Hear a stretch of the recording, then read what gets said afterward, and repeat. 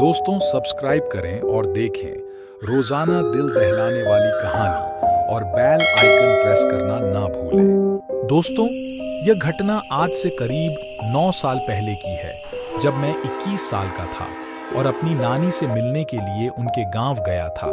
उस समय मेरे नानी के गांव में एक अफवाह फैल रखी थी कि रात के समय इस गांव में एक चुड़ैल घूमती है जो कि एक एक करके हर एक जवान व्यक्ति को मार रही है, जिसके कारण पूरे गांव में काफी डर और तनाव का माहौल बना हुआ था।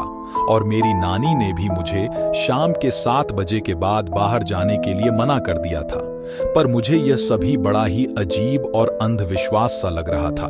और मैं हमेशा अपनी नानी को यही कहता था कि यह सब एक अफवाह है, भूत प्रेत जैसा कुछ नहीं होता। पर भला गांव में बने डर और तनाव के माहौल में मेरी बात का कौन ही विश्वास करता।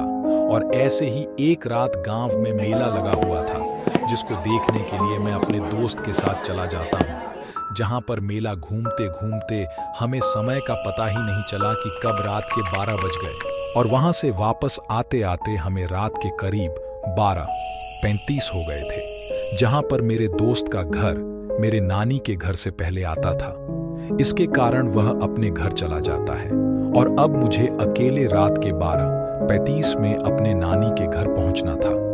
जहां पर जब मैं अकेले अपनी नानी के घर जा रहा होता हूं कि तभी मुझे पीछे से किसी के पायल की आवाज आ रही होती है। शुरू में मुझे लगता है कि रात काफी ज्यादा हो गई है और नींद आने के कारण मुझे ऐसा वहम हो रहा है, पर अब यह पायल की आवाज धीरे धीरे बहुत ही ज्यादा तेज होने लगती है और अब धीरे धीरे मुझे भी बहुत ज्यादा डर लगने लगा था।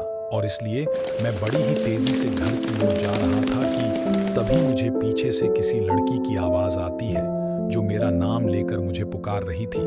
और अपना नाम सुनकर मैं काफी ज्यादा हैरान हो गया, क्योंकि इस गांव में मुझे मेरे दोस्त और नानी के परिवार के अलावा कोई नहीं जानता था।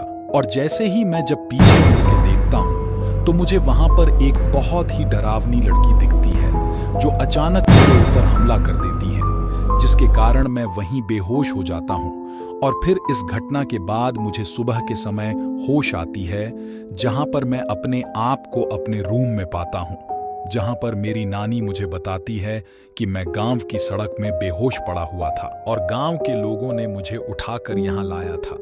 जहां पर फिर मेरी नानी मुझसे पूछती है कि कल रात को क्या हुआ था, जहां पर मैं उन्हें यह सारी कहानी बता देता हूं, जिसे सुनकर मेरी नानी भी बहुत ज्यादा डर जाती है। और इस घटना के बाद मेरी नानी मुझे ट्रेन से